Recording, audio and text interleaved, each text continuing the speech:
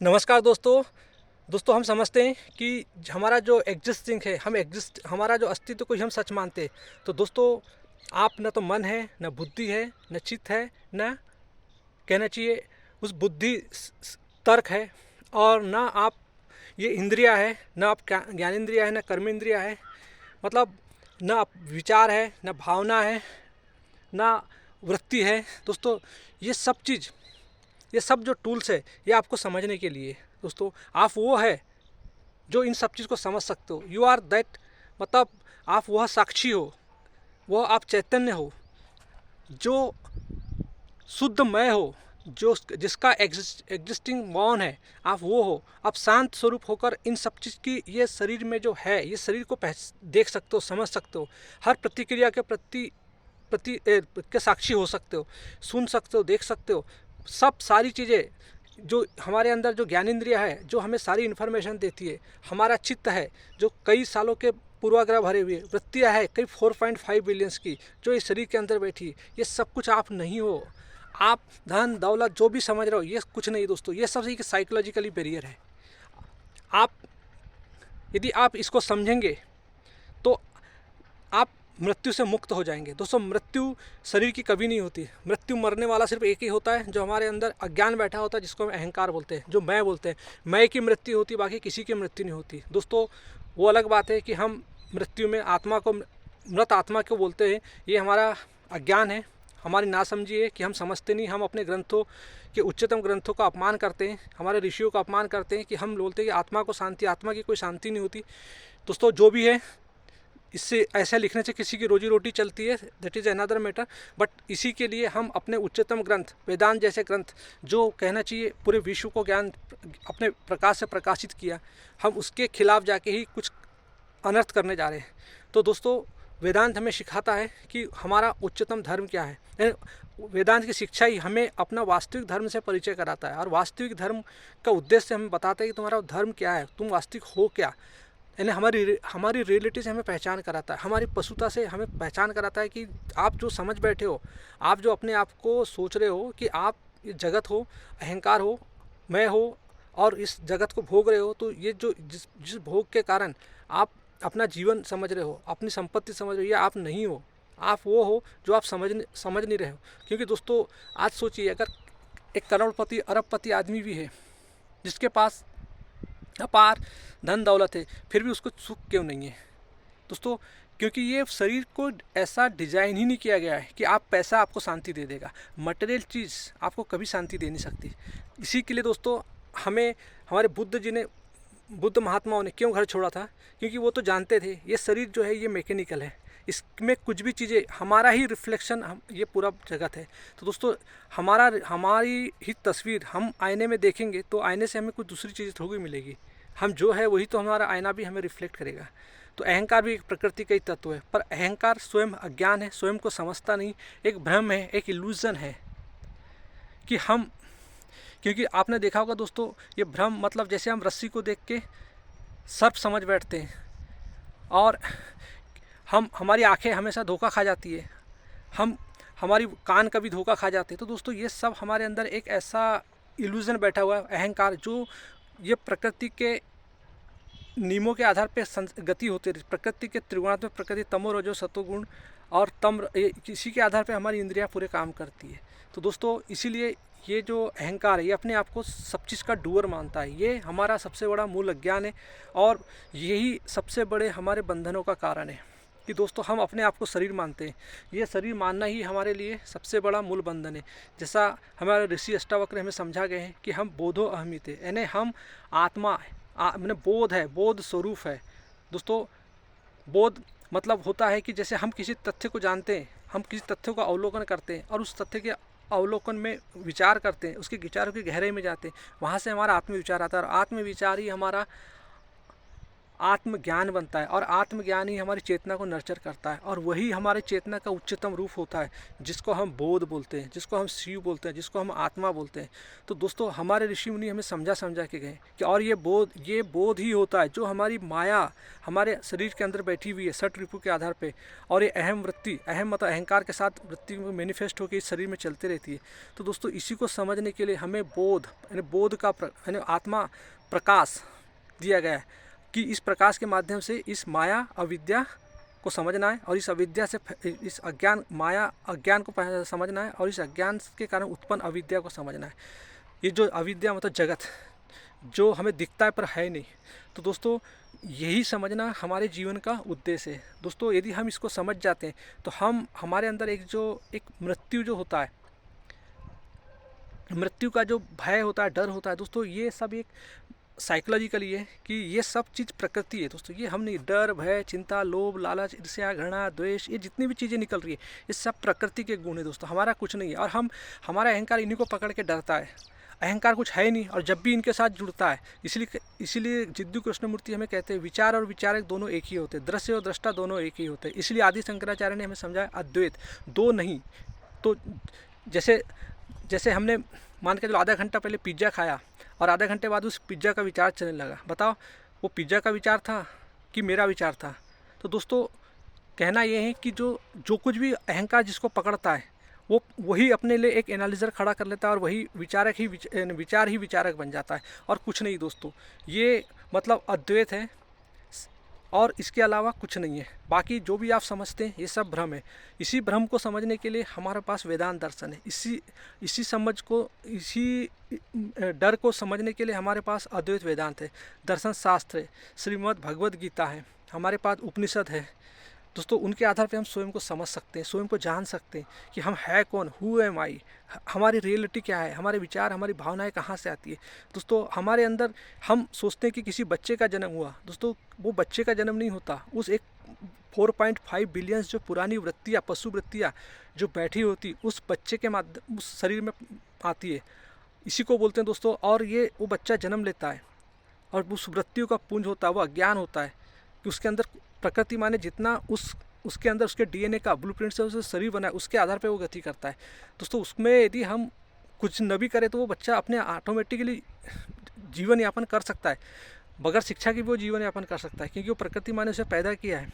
तो उसके अंदर सब चीज़ इम्प्लांटेड है, उसको कोई चीज़ की ज़रूरत नहीं, उसको खाना क्या है, उसको भूख क्या है, सब वो संस्कारित करके डीएनए से उसके अंदर आ चुका है।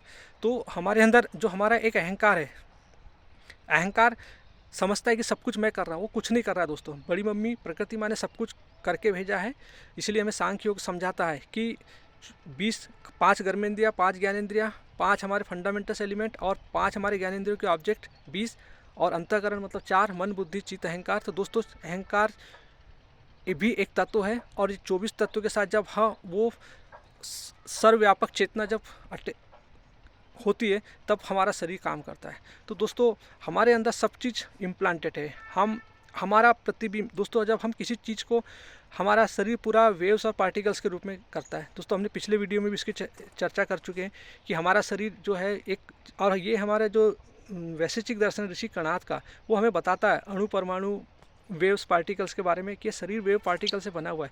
दोस्तों मैं जितने देर में आपसे बात कर रहा हूँ, न जाने इतने देर में मेरे अंदर से इस गैसी डिफ्यूजन के कारण कितने इसके जो पार्टिकल्स होते हैं वो कितना बाहर निकल गए होंगे, और इनकी जो आरएनए वेलोसिटी होती, वो गैसी डिफ्यूजन जो होती इसकी वेलोसिटी होती वो इतनी तीव्र होती कि समझ नहीं आती।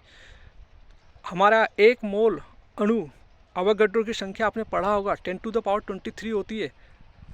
तो दोस्तों ये इन्हें हम जो सोचते हैं जितने देर में हमारे बात करते करते जितने हमारे अंदर से ये जो कहना चाहिए अंदर से जो श्वास निकलती है उसके अंदर कितने बैक्टीरिया निकल जाते हैं। तो जो श्वास लेते हैं उसके 1 अणु का जो मोल होता है वो अवोगाड्रो की संख्या होती है दोस्तों 10⁻23। सोचो इतने उसमें अणु परमाणु होते, तो सोचो कितनी अभी हम बात कर रहे हैं वो पता चला इतना तेज होता है कि वो पाकिस्तान पहुँच गया होगा। तो दोस्तों इसको पढ़िएगा, अवोगाड्रो की संख्या क्या होती है, केमिस्ट्री का है। तो कहना चाहिए दोस्तों हमारे अंदर सब अणुपरमाणु के रूप में गति होती है। हमारा ये विचार जो हम विचार करते हैं दोस्तों, हमारे अंदर हमारा विचार नहीं होता। और भावना जो बोलते हैं, ये भावना हमारे अंदर 4.5 बिलियन पुरानी भावना है। और हमारे अंदर एक मज़े की बात है कि हम सोचते हैं कि हमारे अंदर वो पॉसिबिलिटी है। दोस्तों हमारे अंदर अनंत पॉसिबिलिटी है। हमारे अंदर ये शरीर जो होता है एक इवॉल्व प्रोसेस से हुआ है। तो दोस्तों जितने भी संत महात्मा ने जन्म लिया वो सब हमारे अंदर बैठे हुए, वो कहीं नहीं गए हैं। दोस्तों ये शरीर एक ट्रांसफॉर्मेशन होता है, इसके अणु परमाणु सब एक दूसरे में मिल जाते हैं। अभी मैं बात कर रहा हूँ, न जाने मेरे अंदर की कोशिका से कितनी मर रही होगी, कितनी उस बाहर जाके मतलब दूसरा शरीर बन रहा होगा।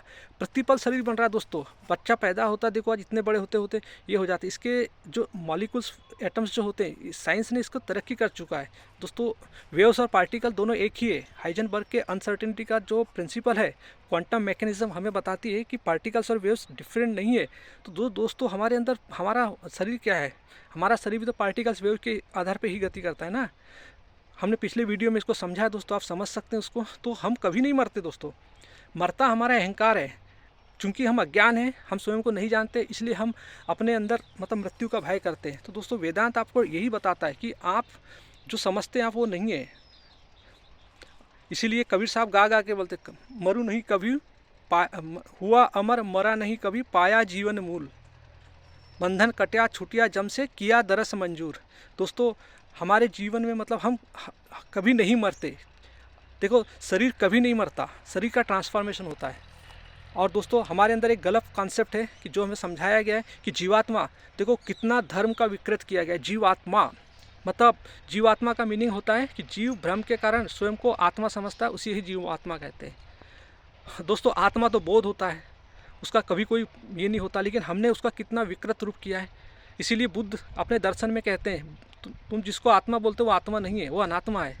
इसीलिए दोस्तों हमारे ऋषि कहते हैं कि आपके मन में जो भी आप जिसको पूजते हो, जो भी समझते हो, तो वो क्योंकि आपके मन के केंद्र में अहंकार बैठा है, तो आप जिसको भी पूजोगे तो अपने ही मन के भगवान को पूजोगे। इसीलिए दोस्तों हम देखते हैं हम अपने भगवान की फ़ोटो कैसे बनाते हैं।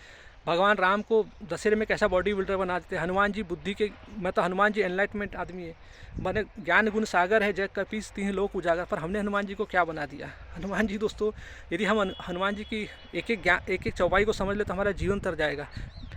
हनुमान चालीसा रटने से हमें कुछ नहीं होने वाला दोस्तों, मंत्रों का जाप करने से हमें कुछ नहीं होने वाला है, क्योंकि ये सब हमारी इंद्रियों को प्रॉब्लम नहीं है। जैसे हमें सिखाया जाता है कि बच्चा 108 बार मंत्रों का जाप कर लो, तुम्हारी सब समस्या दूर हो जाएगी। हनुमान चालीसा पढ़ लो, भूत खत्म हो जाएंगे। भूत पिशाच निकट नहीं आवे, महावीर जब नाम सुनावे। दोस्तों इसका मीनिंग क्या होता है, भूत पिशाच निकट नहीं आवे, महावीर जब नाम सुनावे। दोस्तों महावीर किसके प्रतीक है, ज्ञान के प्रतीक है। ज्ञान गुण सागर जय कपीसत हैं लोक उजागर।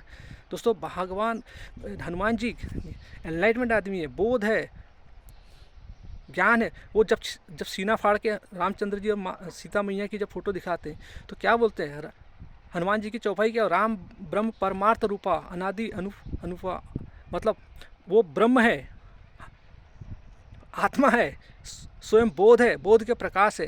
कृष्ण कौन है, बोध है, प्रकाश है। दोस्तों ये हमने ही अपने भगवान को एक कार्टून बना के रख दिया है।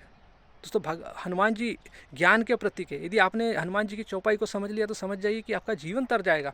भूत पिशाच निकट नहीं आवे, इसका मतलब होता है, भूत मतलब दोस्तों जब हमारे अंदर ज्ञान आता है तो अज्ञान हटता है, अज्ञान को भूत बोला जाता है।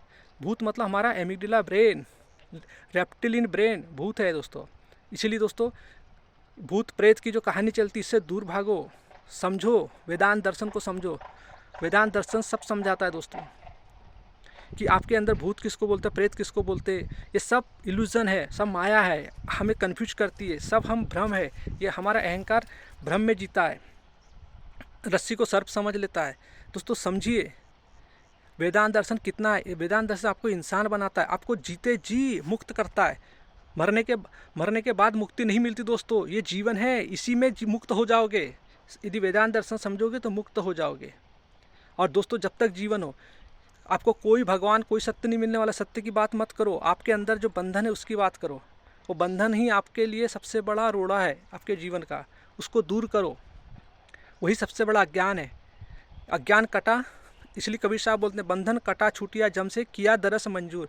दोस्तों जब हम स्वीकार कर लेते हैं कि हम बंधन में हैं, तब हमारे बंधन कटते हैं, तभी हमारे अंदर से गुरु पैदा होता है। अदरवाइज हम सोचे कि हमारा गुरु बाहर है, हमारा गुरु बाहर नहीं है, हमारा गुरु हमारे अंदर है। जब हम स्वयं को एक्सेप्ट करते, we accept, we admire, we acknowledge कि we are living with the ignorance, we need to liberation from the animal tendency. तो दोस्तों जब हमारे अंदर से फिर देवत्व की उत्पत्ति होती है, तब हमारे अंदर से भगवान राम पैदा होते हैं, कृष्ण पैदा होते हैं। मतलब वो बोध है, बोध स्वरूप है, ज्ञान है, प्रकाश है, वही एक हमारे अंदर मतलब कहने चाहिए एक उच्चतम चेतना को प्रकाश देते हैं। दोस्तों जब आप मुड़ते हो, संसार को देखते हो, तो उसके लिए बाहरी प्रकाश चाहिए, लेकिन जब अंदर सिर्फ आप मुड़ते हो उस दृष्टि से, इनसाइट से, तो आपके अंदर वो प्रकाश ऑटोमेटिक आ जाता है। तो दोस्तों सत्य के दर्शन जो है, यानी जो प्रकाश जो है, उच्चतम चेतना का जो प्रकाश वो आपके अंदर है, बाहर नहीं है। इसीलिए क्यों बोला दोस्तों लोगों ने गा के, बाहर बार मोको कहाँ ढूंढे रे बंदे, मैं तो तोरे पास, न मंदिर में, न मस्जिद में, न कावे, न कैलाश में, मैं तो तोरे पास। कबीर साहब गा गा के बताया, पानी में मीन प्यासी, मुहे सुन सुन आवे हासी, आत्मज्ञान बिना नर भटके, कोई मथुरा कोई काशी। तो दोस्तों सब ऋषियों हमें गा गा के समझाए, सब चीज़ समझा रहे, फिर भी हम why we are not going to understand the reality of the humanity and why we are going to trap in the illusion, hypocrisy, superstitions के ट्रैप में हम क्यों फंस रहे हैं दोस्तों। और ये ही आज हमारे देश का विनाश हो रहा है दोस्तों। आज वो भगत सिंह, राजगुरु, सुखदेव, गांधी जी, तमाम रानी लक्ष्मीबाई, महाराणा प्रताप जी, अगर ये सब चीज़ जितने भी जो वीर शिरोमणि हुए दोस्तों, इनके पास सब शिक्षा कहाँ से? ये सब वेदांत के हैं, वेदांत की शिक्षा इनके पास आई थी दोस्तों। जितने भी जो वीर महापुरुष हुए और जितने भी जैसे ज्योतिबा फूला, अंबेडकर साहब, रैदास जी, जितने भी तमाम दोस्तों, ये सब लोग जो भी थे, इन्होंने वेदांत की शिक्षा ली थी, वेदांत इनके अंदर गया था दोस्तों। तब इनके अंदर एक वेदांत जब जाता है तो आपको अंदर से इतना स्ट्रांग बना देता है कि आपके अंदर फिर कोई चीज़ टिकती नहीं, आप आग बन के निकलते हैं। और आग होता है प्रकाश। प्रकाश मतलब जब आग का कि आग ही वो होता, सत्य होता है, आग ही आपको जला के देखता है। जो हमारे अंदर सबसे बड़ी दोस्तों, हमारे अंदर जो हमारा जो कल्प्रिट है वो है हमारी मान्यता, परंपरा, कल्पना, और ये हमें सबसे ज़्यादा कंडीशनिंग कर देता है दोस्तों। हमारे यदि सबसे बड़ा बंधन है तो वो है हमारी मान्यता, परंपरा, कल्पना, संस्कार। ये दोस्तों हमारे ब्रेन को ट्रैप कर देता है, एक कंडीशनिंग बना देता है, एक इमोशनल ब्रेन की तरह ये हमें कंडीशनिंग कर देता है। जैसे कोई आप देखते हैं फॉर एग्जाम्पल कि मतलब कोई बोलता है मैं कांग्रेस का, मैं बीजेपी का, मैं बहुजन का, मतलब दे आर कंडीशनिंग, मतलब उनके अंदर कोई एक लिबरेशन नहीं होता कि हमें क्या सुनना है, क्या समझना है, कुछ नहीं, एक रोबोटिक पैटर्न में चल रहे। जो भी माहौल दिख गया उसके तरफ भाग गए, जो मीडिया ने परोस दिया, जो नेताओं ने दे दिया, उसी की तरफ वो एक अंधी दौड़ में जा रहे हैं दोस्तों। They do not remain in the prefrontal cortex brain, that is the major problem दोस्तों। यही कारण है कि आज देश गर्त में जा रहा है, हम समझ ही नहीं पा रहे। कोई भी आके नेताजी हमें इमोशनल ब्लैकमेल कर रहा है, उद्योगपति हमें हमारी डिजायर को पैदा कर रहा है, अंधविश्वास भावा हमें हमारे मतलब गलत चीज़, रुद्राक्ष और दुनिया भरी की चीज़ें, कर्मकांड की इसमें फंसा रहा है, और हमारे अंदर अंधविश्वास, पाखंड फैला रहा है। हमारे कर्मकांड जैसे ग्रंथों को और जो कहना चाहिए स्मृति वाले ग्रंथों को हमको परोस रहा है दोस्तों। समझो वो हमेशा उनके अंदर, कभी भी आपने देखा होगा आत्मज्ञान, आत्मावलोकन, आत्मचिंतन, जो कि हमारे श्रुति ग्रंथ, वेदांत वेदांत सनातन के सुप्रीम ग्रंथ, सुप्रीम कोर्ट के ग्रंथ के इक्विवेलेंट कहलाते हैं। उनके जो डिसीजन होता है वो श्रुति का ग्रंथ होता है। तो दोस्तों जो श्रुति के ग्रंथ होते हैं वो हमारे उच्चतम सर्वोत्तम ग्रंथ होते हैं, अपौरुषी, जिसमें उपनिषद आती है, वेद आते हैं, और हमारे कहना चाहिए उसी से हमारे दर्शन शास्त्र आए हैं। तो हमें इनकी शिक्षा चाहिए। तो दोस्तों यदि आप रियली अपने जीवन में कुछ बदलाव लाना चाहते, समाज के लिए कुछ करना चाहते, तो आप अपना काम भी कीजिए। और दोस्तों जब आप में आत्मज्ञान आता है, तो जब आत्मज्ञान आपको सिखाता है कि कैसे काम करना चाहिए दोस्तों, इसका सबसे बड़ा एग्जाम्पल है रतन टाटा जी। रतन टाटा जी ने गीता को मानने वाले सबसे बड़े, ये कहना चाहिए, उन्होंने अपना धर्म कैसे निभाया दोस्तों। महावीर, मतलब जितने भी संत महात्मा, जैसे महाराणा प्रताप, कहाँ से बल आता था दोस्तों उनके अंदर, कंद फुंद खा के जीते थे। और उसके बाद उन्होंने मतलब अकबर जैसे को योद्धा को, अकबर जैसा आदमी उसके सामने गिड़गिड़ाने लगा दोस्तों। ये बल कहाँ से आता है? उनके परिवार के लोगों ने पूरा उनका विरोध किया था दोस्तों। परिवार के लोग विरोध करना क्या होता है दोस्तों? हमारे अंदर जो बैठी ये वृत्तियाँ है, ये लोभ, लालच, ईर्ष्या, घृणा, द्वेष, ये ही हमारा सबसे बड़ा माया है, बंधन है, यही हमें भयभीत कर देती है दोस्तों। हर वीर पुरुष आपके अंदर बैठा है, कोई कहीं नहीं मरा है। सब पढ़िए, इसको समझिए, तो आपको सारी चीज़ें समझ आएगी। वेदांत के प्रकाश में आपका जीवन बदल जाएगा। थैंक यू दोस्तों, हैव ए नाइस डे।